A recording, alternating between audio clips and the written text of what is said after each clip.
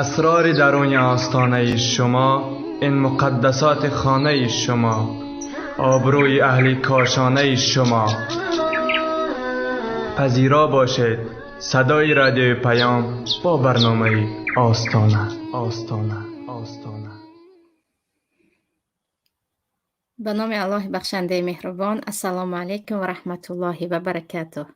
شنوندگان عزیز، امروز با هم درباره مسئولیت مادری صحبت میکنیم.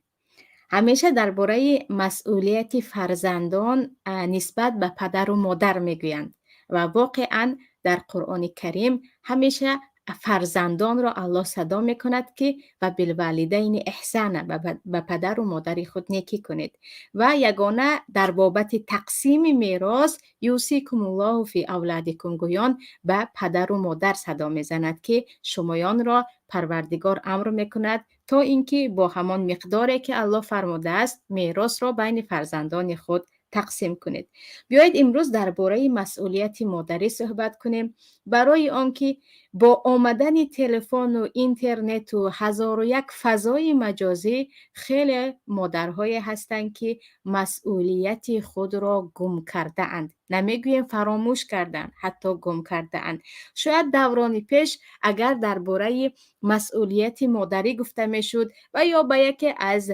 پیرزنها شکایت کرده میشد که چرا شما فرزند خود را خوب تربیت نکردید، میگویند که ما در صحرا کار میکردیم، در پلیس کار میکردیم، ما میشد که شب و روز به خاطر یک بردنان حرکت میکردیم، وقت نداشتیم که به کودکان خود تربیت درست دهیم. اکنون ببینید که پس از چند سال اگر فرزند از مادر بپرسد که اون همه سالهای کودکی من کجا رفت و من آن سن و سالی که تا تقریبا 14 سالگی و 13 سالگی به عقلانه در کنار تو بودم، بچه مرا تو مشغول کردی، در آنجا اکثریت زنهایی که در آشیانه ها می نشینند یا در مهاجرت می نشینند چی می گفته باشند؟ میگویند من با تلفن مشغول بودم، من با تیک تاک مشغول بودم، من با یوتیوب و یا با گروپ های تجارتی و بیزنس و چقچق های زنانه مشغول بودم. برای همین چون مسئولیت مادری با آمدن تلفن و به دست تلفن گرفتن مایان زنها دارد روز از روز کاهش می‌یابد و کودکایی که در روسیه هستند تقریبا با فرهنگ روسی بزرگ شده ایستادند. کودکایی که در اروپا هستند الکی از مادر خود زیادتر از مدرس یا از استاد خود تاثیر میگیرند و حتی کودکایی که در تاجیکستان هستند اگرچه مادر زبان تاجیکی بلد است، در خانه با همراه مادر به تعلیم و تدریس و چیزهای دیگر مشغول شدنشان خیلی کم است. باید درباره مسئولیت مادری صحبت کنیم و اون حدیثی که در ابن ماجه آمده است که الجنت تحت اقدام الامهات، جنت زیر قدم های مادران است. بیایید ببینیم که گاهی می شود که مادران هستند که هرگز جنت لایق آنها نیست، برای آنکه امانت مادری خود را درست انجام ندادند و از مسئولیت نگفتیم گریختند، بلکه مسئولیت خود را کنار گذاشتند و به چیزی که به درد نه خودشان نه عائله‌شان خورد به آن مشغول شدند. و درباره خودی اگر مسئولیت مادری صحبت کنیم عزیزان، پیش از همه این را باید هر یک خواهر و هر یک زن بداند که مسئولیت مادری را پیش از مادر شدن باید حس کرد. و در عرف تاجیکانه اگر پس از ازدواج پس از 1 سال عروس تولد نکند یا اینکه کودک به دنیا نآورد، الکی همه پریشان میشوند که شاید این بیمار هست، شاید چیزی است، چرا 1 سال شد و هنوز کودک به دنیا نآمد. ولی در بسیاری از کشورها، حتی در همان داغستان هم که خیلی در بسیاری از فرهنگ ها به تاجیک ها مانندی دارند، در قبول عروس و این چیزها میگویند اول باید عروس به مادر شدن هم معنوی هم جسمی تیار شود و یک مادر پیش از اینکه حتی حامله دار شود بداند که چی مسئولیت سنگین او را انتظار است و همین که کودک به دنیا آمد، رزق کودک به دست پروردگار است و کودک بزرگ شدنش وقت طلب میکند و کودک را مادر با عذاب اگرچه بزرگ کند هم، ولیکن در کوچه باشد هم، در یتیم خانه باشد هم، در زیر نظارت هر کسی که هم باشد، کودک خواه و ناخواه بزرگ می شود، چون این رفتی خلقت آفرینش است. ولیکن این را بدانیم که به هر یک پدر و مادر نگاه کرده، کودک متغیر یا دیگرگون بزرگ می شود و هر یک عروس و هر یک زن پیش از اینکه آرزوی مادر شدن را کند، باید بداند که آیا مسئولیت مادری را می تواند تحمل کند؟ آیا مقصد از مادر شدن فقط کودک به دست گرفتن هست، یا اینکه مقصد از مادر شدن اگر پسر باشد یک مرد شجاع را بزرگ کردن و اگر دختر باشد یک دختر باننگ و ناموسی که برابر هر یک ذلت و ظلم در آینده خاموش نمیماند. برعکس این خیلی از مردهای هم هستند که اول آرزویشان پسردار شدن است و یا اینکه به محض ازدواج کردن میخواهند خیلی زود پدر شوند، ولیکن هر یک پدر هم باید پیش از این که حتی ازدواج کند فکر کند که او نه تنها برای خود همسر، بلکه برای فرزندان خود مادر انتخاب کرده ایستاده است و مادری خود مربیگی هست. هر یک مادر خواهد نخواهد مربیه است، او تربیه میدهد فرزندان خود را، البته وابسته به اخلاقش، وابسته به سوادش، وابسته به زندگی پیشتر گذرانیدهش، یا یک مربیه موفق می شود یا یک مربیه که بجز اینکه زندگی خود را هدر کرده بود، زندگی کودک خود را و علل خصوص ایام کودکی فرزند خود را هم به باد می دهد. و هر یک مرد هم این رو باید خیلی و خیلی فکر کند که من چگونه مادر برای فرزند خود می خواهم. برای آنکه خیلی که گفتیم مادر بودن فقط تولد کردن و به دنیا کودک آوردن نیست که این را هر یک حیوان هم یا هر یک جنس مادینه هم میتواند. مادر بودن کودک را به دنیا آورده، او را هم از لحاظ اخلاقی، هم روحی و هم جسمی و هم جانی یک تربیه باید کرد که او دیگر هرچه بزرگ می شود بگوید که این از مادر من هست و این جایی که من الان آمده رسیدم به این سببکار مادر من می باشد. و البته که چون چرا زیادتر مادر میگوییم؟ برای اون که همه میدونیم که علل خصوص در ایام کودکی فرزندها زیادتر به مادر علاقمند هستند و همیشه در دامان مادر هستند و اکثریت مشکلات خود را علل خصوص در زمان حاضره که پدرها در بیرون کار میکنن یا در مهاجرت هستند با مادر حل میکنند و اساس تربیه در دست مادر می باشد. و خیلی که گفتیم هرگز گفته نمی شود که کودک را الله هرچی نصیب کرده باشد آن می شود. اینجا من خواستم نخواستم هرچی خدا خواست این می شود که این یک از مسئولیت گریخته رفتن می باشد. برای آنکه بعضی ها هستند که میگویند هرچی خواهی هم نخواهی هم اگر الله انصافش نداده باشد او فرزند درست نمی شود. بعضی ها میگویند کودک دیگر وقتی بزرگ شد کاری خودش را میکند، برای همین تو او را خوران و پوشان، بقیه اش دیگر توکل به الله، که البته این گریختن از مسئولیت می باشد. و در ما حدیث پیامبر صلی الله علیه و سلم است در بخاری و مسلم که میگویند کل مولود یولد علی الفطره فابواه یحودانه او ینصرانه او یمجسانه کمثل البهیمه تنتج البهیمه هل تری فیها جدعه. پیامبر صلی الله علیه و سلم میگویند هر یک کودک با فطرت تولد می شود. درباره فطرت بعضی از علما میگویند هم فطرت مسلمانی، یعنی هر یک کودک خواه و ناخواه با فطرت یکتاپرستی و این چنین با فطرت قوت و شجاعت تولد می شود. این پدر و مادر هستند که او را یا یهودی میکنن یا نصرانی میکنن یا آتش پرست میکنن یا هر چیز دیگری که اعتقاد غیر اسلامی است میکنن و بعضیا میگویند این پدر و مادر هستند که او را ترسو میکنن. این پدر و مادر هستند که از یک کودکی که تازه به دنیا آمد و هر اخلاقی را میتوان در داخل او کاشت، این پدر و مادر او را نابود میکنن. و در حدیث خیلی یک تشبیه یا مانندی عجیبی را پیامبر صلی الله علیه و سلم ذکر میکنند. میگویند آیا دیدید حیوان را که حیوان چگونه حیوان تولد میکند. مثلا شتر اگر شتر تولد کند، یک شترچه سالم تولد میکند، بعدا این مردم گوشت آن را میبرند یا مردم او را یگان رنگ میزنند، چیزی دیگر میکنند، در حالی که مثل مادر یا مثل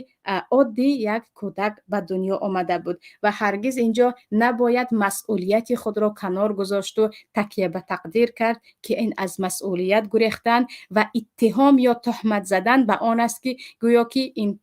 پروردگار است که او باید فرزند مرا تربیت کند و من در این کار هیچ قوت ندارم. و وقتی که به خود مسئولیت مادر نگاه میکنیم عزیزان، اینجا یک چند نمودی مادرها یا زنها هستیم مویان، چون خود هم زن هستم باید خود را هم به اینجا داخل کنم. ایده هستن که از مادری فقط دادن محبت رو میدونن، فکر میکنن که مادری این مهر و محبت است و فقط باید با مهر و محبت خود فرزند را بزرگ کرد. درباره علمش، درباره پیشرویش، درباره شجاعتش، درباره به فرزند چیزی رو آموختن، وقتی بزرگ میشد خودش راهش رو مییابد. من باشم الان باید با مهر و محبت او را بزرگ کنم. و ایده گمان میکنن که برای هر یک فرزند همین که خورانیدیم پوشانیدیم کفایه است. حتمی نیست او را بوسه کنی و مهر و محبت کنی و به آغوش گیری و وقتی گریه میکند تسلی دهی و وقتی غمگین است احوال پرسی کنی و عموما آن چیزی که محبت است به او داده شود. گرچند که هر مادر در قلبش محبت میپرورد و این طبیعتش هست، اما اون را اظهار کردن نه در همه است. برای همین مادرهای هم هستند که در اظهار محبت نسبت فرزندان خود تقریبا فرزندها از آنها خیلی کم اظهار محبت دیدن. برای همین ایده گمان میکنن که هیچ چیز نخورانید پوشانید و کلام میشود و راهش را پیدا میکند، چون ما هم چنین بودیم. یعنی باز مثال میارن که گویا که زندگی آنها باید برای نسل آینده یک دلیل یا یک نمونه باشد. و البته ایده دیگری هم هستند که از مادری فقط تولد کردن را میدانند و نه خورانیدن و نه پوشانیدن، نه اشکمی سیر یا گرسنه، نه تنی برهنه یا پوشیده و کجا رود به عقل کودک که آیا غذای معنوی میخواهد یا نه، باک ندارن فرزند را تولد میکنن. و علل خصوص این در مادرهای هست که در یگان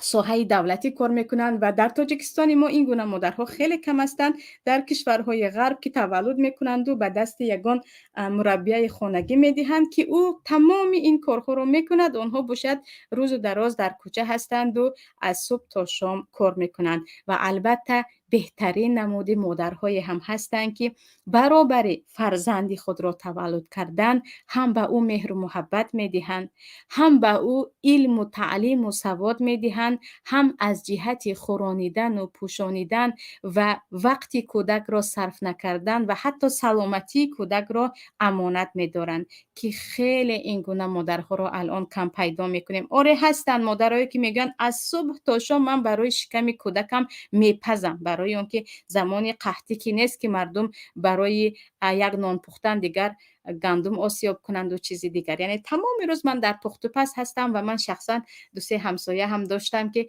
میگفتن از صبح تا شام من از پی پخت و پز برای کودک‌ها هستم، از پی درسشون چی خودشان یک کار کرده میخوانند یا پدرشان از کار آمد کمکشان میکنند. و بیاید اینجا رو ببینیم که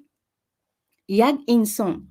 البته که از کودک شروع کنیم، یگانه به پوشیدن و به خوردن نیاز ندارد. انسان را پروردگار از جسم و از روح آفرید و چگونه که جسم ما اگر نخورد بیمار می شود، روح انسانیت هم اگر غذای معنوی نگرفت بیمار می شود. و غذای معنوی البته که از دین بیرون نیست، یعنی تمام اخلاق، تمام قوت روحی، همه این را انسان می آید و از دینش، از اعتقاد سالم خود می گیرد. و پیش از آن که درباره شکم کودک فکر کنند، علل خصوص پدر هم مادر هم هر کس که هم نباشد، باید درباره روح انسان هم فکر کنند که روح این کودک را، غذای معنوی این کودک را از کدام جهت باید ما مهیا سازیم. برای آن که البته میبینیم که در روسیه باشد، در اروپا باشد، در کشورهای عموما متقدم باشد، از خوردک که برای کودک برای پیشروی ذهنیش عقلیش خیلی کار میکنن. یک چند مربیه رو به خانه میارن، یک چند زبان رو میآموزانند، بهترین خوراکایی که به سلامتیش فایده دارد، بهترین لباس، بهترین جای خوب. اما چون غذای معنوی نمیدهند، خواه و ناخواه آن کودک کمی بزرگ میشود، یا قدر پدر و مادرش را پایمال میکند، یا به یگان کارهای دست میزند که در شریعت ما حرام است و در عرف و اخلاق خود همانها خودشان ناپسندیده است. مثل اینکه یک عالم ادبیات شناس بزرگ میکنند، یا یک پزشکی که میرود به مواد مخدر دست میزند، میرود به آدم کشی دست میزند، میرود و میگوید من هرگز ازدواج نمیکنم، من مجردی را برای خود انتخاب کردم. پس خود اسلام ما یا شریعت مقدس ما تمام جانب های کامل کننده انسان را در بر میگیرد که اگر مادر خودش اینها را نداشته باشد هرگز داده نمیتواند. برای همین هم چندین بار پیشتر هم ذکر کرده بودیم که برادران عزیز، پدرهای عزیز، شوهران عزیز، حتما باید بدانید که بیسوادی همسر شما به بیسوادی فرزندان شما میرسد و بیسوادی فرزندان شما خودشان را نابود میکند، به اطرافیان ضرر میرساند و یک زنی بیسواد میتواند شوهرش، پدرش، برادرش، فرزندانش، همسایه‌هایش، خویش و تبارش همه این را به یک آتش بکشد. به کدام معنا به یک آتش بکشد؟ با یک احمقی خود، با یک سخنهای خود، با یک کردار خود که او خود فکر میکند که درست است اما در نظر عام این کار خطا است، میتواند نابود سازد. و برای اینکه این را درستتر بدانیم، هرگز یک مادر بیسواد یک مرد شجاع، یک مرد صاحب اراده، یک مرد باسواده که آینده بتواند حقوق پدر و مادرش را بداند و حقوق فرزندان خود را بداند، این را بزرگ کرده نمیتواند. و در این باره اگر به خود زندگی علما نگاه کنیم، به امام بخاری نگاه کنیم، به امام شافعی نگاه کنیم، به امام احمد حنبل نگاه کنیم، میبینیم که اولین قدم های را برای بزرگ گشتن این بزرگان مادران آنها گذاشته بودند. اول شده من پول کار میکنم، چون مثلا هر سه یتیم بودن. اگر به زندگی من یک مثال کوچک آوردم، اگر نگاه کنیم هم امام بخاری یتیم بودن، هم امام احمد یتیم بودن، هم امام شافعی یتیم بودن. و اولین کاری که برای اینها مادر کرد این که من پول پیدا میکنم فقط تو تعلیم بگیر، نه اینکه من پول پیدا میکنم تا اینکه تلفن آیفون 12 و 13 به دستت گیری، یا اینکه یک لباسی خیلی خیلی قیمت بها و شیک و گفتی عادی بپوشی یا چیزی دیگر. نه، اینجا پولی که من کار میکنم برای پیشرفت علمی تو میشود، برای آن که من میخواهم که در آینده فرزند من عالم باشد، نمیخواهم که فرزند من یک انسانی عادی باشد، اون هم عالمی باشد که فایده اش به دیگران رسد. و حتی مادر امام احمد حنبل تمام روز ریسمان میکشیدن و میگفتن که تو از پی تعلیم علمت شد، هرگز از پی فکر پول نکن. حتی که امام احمد تقریبا به 20 از 20 گذشته سن سالشان یک جوان هستند، میگفتند من راضی نمیشوم از تو، به گفتی مادران خودمون شیرم رو حلال نمیکنم تا اینکه تو کار رو یک سو گذاری و از پی علم شوی، که یک محدث فقیه هستند که تا هنوز دیگر تاریخ نمیتواند مثل امام احمد رو بیاورد به نزد ما. و اینجا گفتیم بزرگترین مردان را از دامان بزرگترین زنها بزرگ شدنشان را دیدیم. و اینجا خیلی ها هستند که میگویند نه، برای زن همین کافی است که تولد کند، کودک را بزرگ کردنش را یاد گیرد، دیگر درباره سواد و دانش و چیزها سخن نکنید. البته و خیلی که گفتم چگونه میتواند یک مادر بیسواد یک فرزند سوادناک آن چیزی که شما میخواهید به دنیا آورده باشد. برای همین خیلی باید به این مسئله نگاه کنیم و خود مادرها هم فکر کنند که مقصد کودک رو وقتی بزرگ میکنیم مسئولیت فقط خورانیدن و پوشانیدن و او را تمیز کردن نیست. این رو هر یک حیوان هم ببخشید کرده میتواند که از پی از زنده ماندن کودکش هست. مقصد اون کودک رو طور بزرگ کردن که هر وقت او بزرگ میشود ба боло баромадан мегирад ва мегӯяд ки хуш ба ҳоли модарам ки маро ба чунин ҳолат расонид. Ва аҷибаш ин аст ки аксарияти модароне ки масъулияти худро мешиносанд ва онҳо барои худ аллакай роҳи тарбияи фарзандро интихоб кардаанд, он қадар аз фарзанд чизи зиёд интизор нестанд. Барои онҳо кифоя аст ки фарзандашон як инсони худотарси муваффақ шавад ва вақте бузург мешавад бояд ба маро ба он ҷо барад, ба ин ҷо барад, бояд маро нигоҳубин кунад. Ин чизҳоро дар модарҳои масъулиятдор дида намешавад ва барои ҳамин мегӯянд ҳар чӣ айби худатро дидӣ, айби дигаронро намебинӣ. Ҳар чӣ масъулияти худатро шинохтӣ, дигаронро ба масъулият маҷбур намекунӣ. Баръакси нафароне ки ба фарзанди худ фақат як луқма хӯрок доданд ва ҳамеша интизори миннат ё худ интизори ташаккургӯӣ ҳастанд. Албатта ки ин фарзи ҳар як фарзанд аст ки бояд хидмати падару модарашро кунад дар ғайри гуноҳ. Ин масъалае ҳаст ки иттифоқӣ аст. Лекин ине ки хеле ҷои тааҷҷубовар аст, чанд модари муваффақеро ки ман шахсан дида суҳбат карда бошам, вақте дар бораи ин ки иншоалло вақте фарзандотон бузург мешаванд, он чие ки кардед ба шумо бармегардонанд, гуфтам, мегӯянд ман аз онҳо чизе интизор нестам. Ҳар чӣ кардам адои масъулият буд, ташаккурашро ҳам аз Аллоҳ интизор ҳастам. Яъне як холисият дар баробари адои масъулият. Ва ба наздики худи як бо модари тақрибан 45 сола суҳбат карда будам, ки мегӯяд аз хурдӣ ман худам зиёдтар ба ин ки ба либосу ба хӯрокҳои болаззат нигоҳ кунам, дар ҳоле ки зиндагии хуб ҳам доштам, зиёдтар аз пайи мударрисҳо ё мураббияҳои махсус барои ду духтарам будам. Барои он ки худам ки савод надоштам, донишгоҳ нарафта будам, аз забонҳои масалан хориҷиву аз ин чизҳо, аз илми дину аз инҳо бохабар набудам. Ман худам ки надорам, ҳамон пулҳоро харҷ кардам ба устозҳо ки биёянду дар хона дарс бидиҳанд. Ва имрӯз фарзанди калониам, духтари калониам дорад пизишки дандон мешавад, духтури дандон мегӯем ва дуюм духтарам ҳам дорад ба наздикӣ ба худи ҷомеа дохил мешавад. Ва гуфтам ҳар пуле ки шумо харҷи фарзандҳо кардед, оянда ба дастатон меояд ва ин духтарҳо ба шумо ҷуброн мекунанд. Мегӯянд ҳаргиз инро нагӯед, чун ман интизори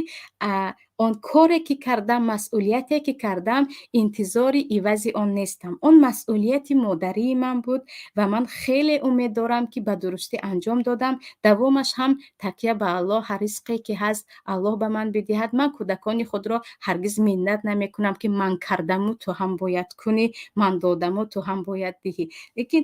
ин дар як модар не, дар якчанд модар, баръакси баъзе аз занҳое ки дар ҳақиқат модар шуда ба ҷуз таваллуд кардану каме хӯронидану пӯшонидан, дар ҳоле ки метавонистанд аз дигар лиҳоз ҳам аз ҷиҳати тарбияи ахлоқиву ё дарсҳои диниву чизҳои дигар кӯмак кунанд, накарданду бо чақчақи ҳамсояву бо меҳмониравиву бо тамошои сериалу филмҳо ё ин ки алон бо телефону бо чизи дигар машғул ҳастанд. Хеле чизҳои интизор аз фарзанд ҳастанд ки аҷибаш шояд ин ҳам бармегардад ба ҳамон тарбияи асосӣ. Ва чизи дигар, вақте дар бораи модар суҳбат мекунем, пеш аз ҳама дар бораи масъулият ё худи фитрати инсоният, паёмбар саллаллоҳу алайҳи васаллам дар як ҳадис мегӯянд: нисаъу қурайши хайру нисаи ракибнал ибла аҳнаҳу ала тифли ва аръаҳу ала завҷи фи зати ядиҳи. беҳтарин занҳо занҳои қурайш ҳастанд. занҳое ки савори шутур мешаванд ва хеле меҳрубон ба фарзандҳои худ ҳастанд ва моли шавҳари худро ва иқтисоди шавҳари худро гуфтем бо амонатдорӣ риоя мекунанд. Агар бо ҳамин ҳадис нигоҳ кардем, паёмбар саллаллоҳу алайҳи васаллам дар сифати беҳтарини як модар муҳаббатро зикр карданд, меҳрубонии модарро. аз ин ҷо ҳатто дар то ҳамин рӯз ҳам тамоми уламои соҳаи тарбия ё онҳое ки махсуси психологияи кӯдак ҳастанд мегӯянд, вақте ки кӯдак алалхусус аз 4-солагӣ то 7-солагӣ муҳаббати зиёд аз модар мебинад, он кӯдак ба дурӯғ гуфтан даст намезанад. Вақте бузург мешавад, خودش هم فرزند مهربان بزرگ می شود و در او شدت و دشنام و دیگر هر چیزی که تند باشد دیده نمی شود. برعکس کودکایی که علل خصوص از 14 سالگی تا 7 سالگی مهر و محبت کافی از فرزندان خود نمی بینند، آنها زیادتر به دروغ دست میزنند برای آنکه میخواهند مادر را به خود جلب توجه مادر کنند، میخواهند که مادر به آنها اهمیت دهد، یا اینکه به خاطر آنکه میخواهند مادر به آنها گوش دهد قصه های دروغین میبافند و اولین صفت مادر این مهربانی باشد. و درباره مهربانی وقتی صحبت میکنیم، البته هر یک کس گفته میتواند که مسلمه احمدی درباره محبت و مهربانی مادر هیچ کس دلیل نمی آورد، برای اینکه همه میدانیم که مادر خودش مهربان است و مادر مهری که دارد هیچ انسانی نسبت انسان دیگر ندارد. ولیکن مشکلی در ابراز آن مهر و محبت است، یعنی در آن است که مادر من تو را دوست می‌دارم گوید به فرزندش، یا اینکه مادر به آغوش گیرد در حالت‌هایی که یگان اشتباهی کرد و پشیمان است، مادر همراه کودک نشسته از آن صحبت کند که این اشتباه در همه کودک‌ها هست و ندانسته کرد، یا اینکه اگر دانسته خطایی کرد آن را هم از روی شدت و قهر غضب نبو با راه مهر و محبت آن را حل کرده تواند که انا در اینجا کودک در حقیقت نه از مادرش برای گفتن یگان سرش یا خطاگیش میترسد و در آینده هم پیش از آن که راهی جزا دادن را برای خود پیش گیرد، اول شده راهی دلجویی و مهربانی را میگیرد. و اینجا نفرانی که همیشه علل خصوص مادرانی که همیشه با همین مشکلی روبرو میشوند، یعنی در آنها مهر و محبت کم دیده می شود و در آنها از اینکه کودک را بسیارتر تشویق دهند، برعکس لعن و حقارت و دشنام و برای یک خطاگی های کوچک خیلی خیلی چیزهای دیگر دیده می شود. می بینیم که اکثریت فرزندهای ترسو دارند، فرزندهای دارند که همیشه تمام عمر اگر خطایی کردن دیگر نمی توانند با مردم روبرو شوند و این حدیث خودش یک دلیل است از پیامبر صلی الله علیه و سلم. و چیز دیگر این است که در حقیقت ما میدونیم که هر یک مادر محبت و مهر دارد، اما آن محبت و مهر را در روش تربیت به کار ماندن و کودک را از آن آگاه کردن نه از دست تمامی مادران می آید. و چیزی دیگر که باید در وقتی که ما میگوییم من مادر هستم در ما باشد، این پیش از همه تقوا است، خدا ترسی هست که این فرزند را پروردگار همچون امانت به من داد و همچون انسان یک انسان برای خود هرگز فرزند ساخته نمیتواند. این قدرت پروردگار است که برای مایان فرزند میدهد و این امانتی هست که تمام عمر در دست ما یا مال شخصی ما نیست. انا پدر و مادرانی که فرزند را مال شخصی خود میدانند، میخواهند در هر چیزی که میخواهند از کودکی به آن استفاده کنند، یعنی شخصیت یک کودک را، خواسته های یک کودک را، کمبودی های یک کودک را دیده همچون انسان به آن کودک احترام گذاشتن کم دیده می شود. یعنی فرزندی منی، من مادر تو هستم، من پدر تو هستم، هر چیه که من میگویم باید تو کنی، گویا که او مال شخصی من است که مثل یک قلمی که میخواهم بشکنم، میخواهم به جای بمانم، میخواهم استفاده کنم نکنم. و فرزند همچون یک چیزی مال شخصی نگاه کردن است. وقتی انسان میداند که فرزند امانت الهی است، چگونه که یک امانت یک نفر را با ترس استفاده میکنند که از عمر این کودک از من پرسیده می شود، این کودک را من با کدام روش بزرگ کرده استادم از این پرسیده می شود، آینده این کودک، یعنی اولین پایدیوال های زندگی این کودک را پروردگار به دست من داده است، حالان که این کودک می توانست در عائله دیگر به دنیا آید. انا این گونه یعنی ترس از خدا سبب می شود که مادر امانت بودن فرزند را بداند، امانت بودن وقت فرزند را بداند، امانت بودن شخصیت فرزند را بداند. اینجا خیلی زیاد الان در بسیار صحبت ها میبینیم که وقتی که 2 نفر 3 نفر علل خصوص جوان‌های عموما تاجیک‌ها صحبت میکنند، در رفت صحبت کردن در بعضی ها احساس خجالتی زیاد دیده می شود، در بعضی ها عدم اعتماد به نفس زیاد دیده می شود، بعضی دیگری هم هستند که خیلی با مشکلی صحبت میکنند و اگر به اساس این مشکلی ها نگاه کنیم، زیادیش از آن سر میزند که در در کوچکی به ما اجازه صحبت کردن رو خیلی کم دادن و بعضی ها حتی رأی خود رو، فکر خود رو بیان کرده هم نمیتوانند. مثلا در بعضی از مسئله ها با بعضی از خواهرها صحبت میکنید، میگوید که در همین باره فکر شما چی است؟ میگوید چی گویم، نمیتونم فکرم چی است. و یا اینکه مهمترین مسئله باشد هم وقتی به آنها گفته می شود که در همین باره فکر خودتان رو میگوید، حیران می شوند. از اون می آید که این بیچاره را در خردی حتی پس از بزرگ شدن هم کسی رأیش را نگرفته است، کسی از اون مصلحت نپرسیده است، حتی برای خریدن لباسش، برای خوردن خوراکش، حتی بعضی زنها را برای مهمترین اقدام در حیاتش برای ازدواج کردن. و در این حالت ها ببینید که شخصیت یک کودک رو اگر احترام کردیم، وای کودک چیزهایی رو از خودش خارج میکند که ما خودمون در حیرت میمونیم. برای همین درباره کودک های موفق به نزدیکی یک نوار دیده بودم که زیادتر درباره کودک های موفق از امریکا و از اروپا و اینجاها هم هست، از کشورهای عرب هم هست و اساساً میگویند آزادی زیادتر به کودک دادیم. یعنی به هر پدر و مادری که گفته می شود که چگونه در 14 سالگی فرزندتان به اینجا رسید، چگونه در 7 سالگی خیلی خوشرو صحبت میکند و چیزهایی رو بیان میکند که بعضی انسانهای بزرگ گفته نمیتوانند، پدر و مادر میگویند زیادی برایش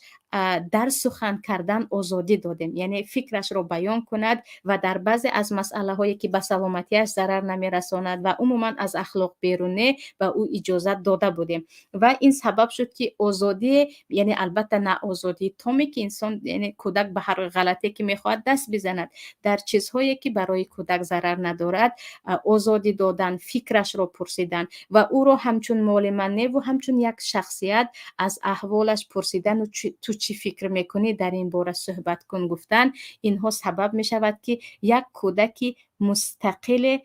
بزرگ شود که آینده از گفتن فکرهایش هم نترسد، رأیهایش هم نترسد و بالاخره از طلب کردن حقوقش هم نترسد و خیلی زیادی ها حق خود رو طلب کردن نمیتوانند. در ما همه میدونیم که شاید در آسیای میانه اولین کشوری که آنقدر با رشوه مشهور باشد، شاید به رکورد گینس هم به قریبی داخل شویم، این تاجیکستان است. در همه چیز در ما رشوه است. اولین چیزی رو البته که من بعد از اینکه فسادی بالا ببینم میگویم که ترسوگی در مردم حق خود رو طلب کرده نتوانسته، میخواهند با پول آن رو حل کنند و من پول میدهم و این مسئله رو تمام میکنم یا خوشامدگویی میکنم و تمام میکنم. برای آنکه به اکثریت کودکان در تاجیکستان از خردی حقش رو گفتن رو حتی در عائله اجازه نمیدهند. کودک هستی بس کن، زبانی کودک را گیران، با او کودک بگو در نزد بزرگان صحبت نکند، این کودک است با او که حق داده است که چنین گپ زند. یعنی عموما آزادی سخن کردن رو از کودکان از کودکی سلب میکنیم، بعد از آن انتظار هستیم که او باید حقش رو میگفت و چرا حقش رو نگفت. البته این تا حد و حدود دارد و مبادا سوء تفاهم نشود که گمان کنیم که به کودک عموما هرچی خواستی گو، نه، در موضوعهایی که فکرش را او بیان کرده میتواند، بعضی حادثه هایی که شد و برای ما هیچ جالبیت ندارد اما برای کودک خیلی جالب است، باید با دقت گوش کرد و بعضی از صفت های مهم در هر یک مربی علل خصوص مادر این باید باشد که صبر کردن برای گوش کردن فکر کودک. و در اینجا ببخشید خیلی مشکلی در اکثریت مادران این است که حاضر وقتی گفتنش نیست، حاضر کسی از تو نپرسید، به تو که اجازه داد که صحبت کنی، به من این رو نگو، به من فرق ندارد، به دیگری بگو. یعنی کودک وقتی دهان میکشاید در 3 سالگی 2 سالگی همه خیلی به دهان او نگاه کرده تبسم میکنند برای اینکه سخنهای خیلی شیرین میآورد. لیکن بعد از اینکه کمی بزرگ شد، علل خصوص 7 ساله 8 ساله 9 ساله تا تقریبا بزرگ شدنش، او را برای سخن کردن کسی نه شنیدن میخواهد نه فرصت میدهد و دیگر با همین خیلی زیاد شاید از بین خودم شخصا از تجربه که دارم اگر با 100 نفر روبرو اگر درس داشته باشیم با زنها تقریبا 3 نفر عادی صحبت کرده درباره درس میتوانند، بقیه اون چیزی که میدونن حتی گفته نمیتوانند، ترس از گفتن دارند و میگویند من شرم میکنم، من شرم میدارم، اینجا خیلی نفران هستند، من صحبت کرده نمیتوانم و سببش برمیگردد به همان مشکل هایی که در کودکی روبرو شدند و در عائله به این کودک مظلوم کسی فرصت صحبت کردن نداد و یا اینکه کسی وقت نداشت که صحبت او را گوش کند. پس وقتی که نقشه مادری رو میکشیم که من مادر میخواهم شوم، من میخواهم کودک به دنیا بیارم، حتما باید تحمل آن رو هم داشته باشیم که این کودک همچون یک انسان از شما خیلی چیز رو انتظار است که مسئولیت اون در دست ما است و اون رو ما باید تمام کنیم. و البته که چیز دیگره که خیلی مادرها شاید این مسئولیت رو یک سو گذاشتیم، این اعتماد به نفس یا اینکه به خود باور کردن و شجاعت داخلی روحی داشتن در کودکان را خود مادرها سبب می شوند که از کودک سلب کنند. پیش از همه این را بدانیم که وقتی که یک انسان خودش ترسو هست و مسئله ها را پیش از اینکه با عقلش فکر کرده یا با مشورت یکی از نفرانی که در حقیقت ارزنده مشورت هست یا اهل مشورت باشد، با اون و با گریه خود، با احساسات خود، با خود رو به بیماری زدن، با خود رو تهدید کردن و این چیزها، یعنی من خودم رو میکشم و یعنی حل مشکلی رو یا در یک تهدید یا در احساسات یا در گریه ها میبیند، از آن نفر نباید انتظار شد که یک فرزند بزرگ میکند که فرزندی خیلی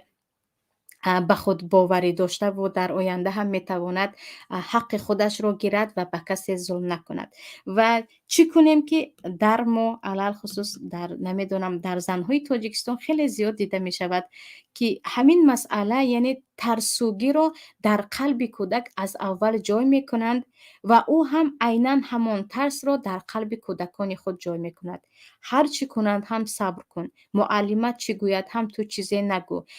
جوره تو پدرش کلان شونده هست، اگر تو رو زد تو او رو نزن که ما رو میبرد و قوه میکند. یعنی چیزهایی به کودک میگویند که کودک شجاعتی که با آن آفریده شده است که بالاخره شجاعت هم یک فطرت انسانی است، جزء از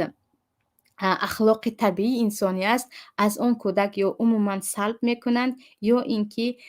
اون چیز را در بوده اش رو هم خیلی خیلی به نابودی میرسانند و علل خصوص در دخترک ها. یعنی بعضی از ظلم ها یا بعضی از چیزهایی را بعضی خواهرها میگویند که من مدتی 10 سال تحمل کردم، من مدتی چند سال تحمل کردم. وقتی میگیم چرا زبان نگشادید، به کسی چیزی نگفتید، اول شده میگویند من آخر ترسیدم. و چیزایی که درباره ترس رابطه میکنن تقریبا اون چیزها اگر هرچی چی قربیم هم عملی نشدنی، مبادا من گویم اینش میشد ویش میشد، چند راه ها رو با هم پیوست میکنن و این باز برمیگردد با همان تربیه‌ای که یک مادری ترسویی که خودش به خودش اعتماد نداشت و همیشه از گفته مشکلی ها میترسید و بر جای اون که با مشکلی روبرو شود و مشکلی ها رو حل کند، او همیشه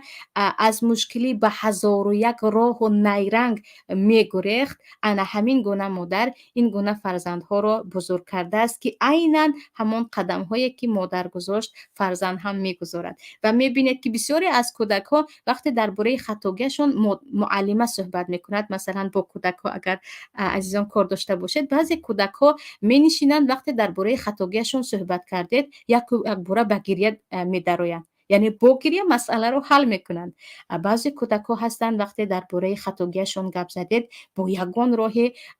خود را صاف کرده میبرایند. و اینجا اساسا کودک هایی که وقتی عیبش رو گفتید یا چرا کردی گویان پرسیدید، هنوز شما دست نبرداشته صدا بلند نکرده گریه میکنند، این رو باید بدانیم که عیناً مادر هم در خانه چنین است. یعنی برای اون که روبرو شود با مشکلی و عیب خودش رو بیان کند یا عذر خودش رو بیان کند و بگوید که مثلا من همین کار رو بس فلان خطاگی کردم یا عذر پرسد، گریه میکند و اون کسی که در مقابل است او رو به یک حالت میگذارد که او هم دیگر من شما رو گریاندم گویان از اون متهم عذر میخواهند. در مکتب ها هم خیلی زیاد است، یعنی بعضی از نه تنها بعضی، خیلی زیاد از طلبه ها یا دانشجوی های هستند که مشکلی رو حلش رو یا اینکه رفع تهمت رو با یک گریه تمام میکنند. پس این صفت ها آیا در یک مادر هست و آیا می شود که مادری که خیلی که گفتیم مشکلی رو حل کرده نمیتواند، با گریه حل میکند، با دروغ حل میکند، با تهدید خودکشی و دارو خوردن و چیز دیگر حل میکند، از این مادر چی انتظار باید شد؟ و البته که انا در همین حالت ها مردها میتوانند بگویند که تو باید اول اخلاق خودت رو اصلاح کنی، اصلاح شوی، بعد از این فرزند به دنیا بیاوری. نه اینکه نه فرزند به دنیا آمد اینها نقص شده می روند. یک عباره ببخشید خیلی خیلی غلط در تاجیکستان این است: وقتی که عروس و داماد یا زن و شوهر از سبب بد اخلاقی عروس مشکلی دارند یا داماد مشکلی دارند و زندگی خوب نیست، همه میگویند که اینها فرزنددار شوند و اینها خوب شده می روند. و در اینجا کسی که مظلوم است همون کودک بیچاره به دنیا می آید که دیگر او را همه گمان میکنند که سببی آباد شوی این عائله میگردد، در حالی که اوره شاید که پدر و مادر دیگر مجبور شده فرزند داریم گویان زندگی را دوام دهند، دست از طلاق بکشند، لیکن آن کودک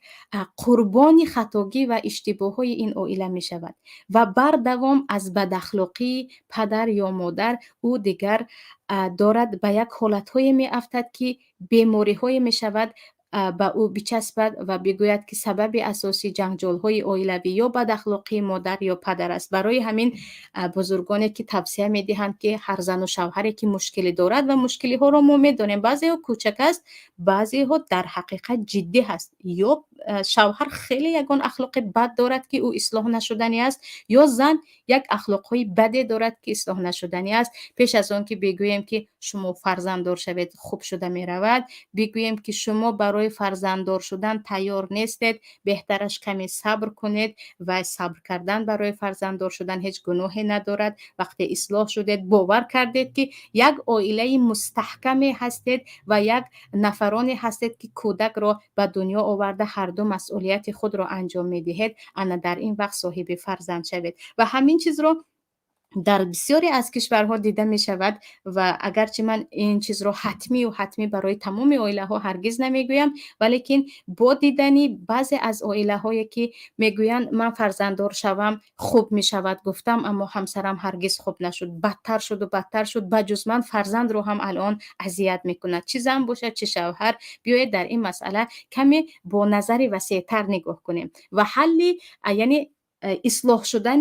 معامله بین زن و شوهر رو به دنیا آمدن کودک نه، برعکس باید اینها اصلاح شوند تا کودک به دنیا بیاورند. در غیر این البته انا در همین حالت ها شریعت به طلاق اجازت میدهد. و چیزی دیگر البته چگونه که گفتیم این رو هم خود مردها هم بدانند و خود مرد هم گاهی می شود که دیگر دخترک بیچاره تقدیرش همون بود که در یک عائله بزرگ شد که او رو خیلی ترسانچک بزرگ کردند، او رو بیسواد بزرگ کردند، او رو طرز بزرگ کردند که او نه خود تربیه خوب گرفت نه تربیه خوب داده میتواند و برای این باید خود مرد خود شوهر باید اقدام کند. و خیلی زیاد برادرهای هستند که یا خیلی زیاد مردهای هستند که در حقیقت به مرد بودن میزیبند، از پی تحصیل یا دانش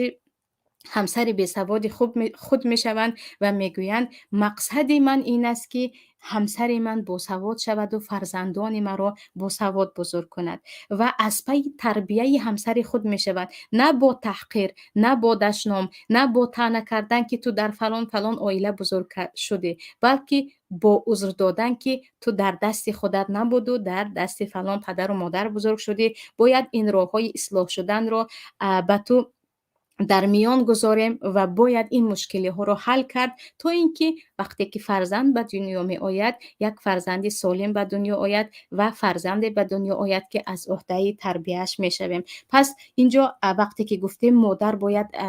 تقوا داشته باشد، مادر باید مهربان باشد، مادر باید علم داشته باشد، مادر باید شجاعت داشته باشد، عدل و انصاف داشته باشد. وقتی چنین مادر ببخشید چنین همسر ندارد مرد، البته که اولین راه این طلاق دادن نیست، اولین راه این همسر را تربیت کردن است که اگر مرد خواهد میتواند و اگر زن نخواست و گفت هرچی خواهی من همان هستم، انا در اینجا می شود گفت که اگر تو عموما اصلاح شدنی نیستی و من راه ها را به تو میکشایم، البته بجز طلاق راه حل دیگری نیست. پس ما خودمون میتوانیم، حتی بعضی خوشتومن و بعضی از زنهایی که در این ساحت تجربه دارن، اولا شده میگویند من خودم عروسم را تربیت کردم که احسن برایشان و این یک نعمتی هست برای یک عروس که اگر آمد و نه برای گاو جوشیدن، نه برای خانه تازه کردن، نه برای نان پختن، برای تربیت کردن یک فرزند درست و صالح، خوشتومن به اون نصیحت کرد و گفت عروس شما باید همین کتاب ها رو بخونید، شما باید همین هنرها رو داشته باشید، شما باید همین اخلاق ها رو داشته باشید، چون شما مادر میشوید، این حتمی است. نه اینکه باید خوراک پختن رو یاد گیرید کودکدار میشوید. عزیزان، انسان با یک برده نان قاق هم زندگی کرده میتواند، اما با معینه خالی خود، با اخلاق بد خود، با روح ضعیف خود که معنویات ندارد، هر جای میرود پیشپا میخورد، بجز خود و دیگران هم مصیبت است. پس اینجا باید خلاصه گیری کرد که وقتی مادر شدنی هستی، اول باید بدانی که مسئولیت مادری بزرگتر از آن است که فکر میکنیم و برای این باید ما تیار باشیم، هم از لحاظ اخلاق خود را، هم از لحاظ معنوی ایمان خود را، تقوای خود را، هم البته از لحاظ جسمی که قوت برای بزرگ کردن داشته باشیم. و پدر هم حتما پیش از آن که خیلی شتاب کند که همسنفای من 2 فرزند دارند و من هم میخواهم فرزنددار شوم، از پی آن بشود که آیا همسری که در خانه من با من هست، آیا او از عهده تربیت فرزند می آید یا نه. برای آن که فرزند فقط به دنیا آوردن و خورانیدن و پوشانیدن نیست، او را باید از همه جهت مهیا کرد و از همه جهت، یعنی من اساسا مقصدم اخلاقی و روحی هست، باید چنان فرد بزرگ کنیم که هرچی بزرگ می شود خودمون هم فخر کنیم، خودش هم. و وقتی که میگویند مثلا وقتی مادر در اینجا عزیزان، بسیاری ها منت میکنند به فرزندان خود که من تو رو خورانیدم، پوشانیدم، به دنیا آوردم، شبهایش خواب نکردم. البته همه این ارزنده اون است که الله چندین بار درباره احترام پدر و مادر به ما امر کرده است. البته همه اینها رو باید انسان شکر کند و باید منتداری کند. اما گاهی می شود که سوال هم بدهیم که من مسئولیت مادری خود را کرده توانستم یا نه. و اگر مبادا فرزند از من بپرسد که آره تو مادر بودی، تولد کردی، بزرگ کردی، خورانیدی، پوشانیدی، لیکن چرا به جای مرا رسانیدی که من ترسو هستم، به جای رسانیدی که من نمیتوانم در جای حق خود را طلب کنم، به جای رسانیدی که من از مشکلی ها میترسم، به جای رسانیدی که من سواد ندارم و همیشه از کمبودی سوادم عذاب میکشم. در اینجا مادر چی میگفته باشد و چی جواب برای او ما باید بدهیم. اینجا به امید آنه که همیشه از پی اصلاح خود باشیم و مسئولیت مادری را در خورانیدن و پوشانیدن و شبها بیدارخوابی کردن و ببخشید پامپرس دیگر کردن نبینیم، بلکه بالاتر از این مسئولیت داری خود را حس کنیم. شما را به الله می سپارم، همیشه از پی خود و فرزندان خود باشید، علل خصوص فرزندان که مال ما نیستند، امانت الهی هستند. این امانت را باید ساق و سالم به پروردگار برگردانیم. السلام علیکم و رحمت الله و برکاته. اسرار درون آستانه شما، این مقدسات خانه شما، آبروی اهل کاشانه شما. پذیرا باشید صدای رادیو پیام با برنامه آستانه.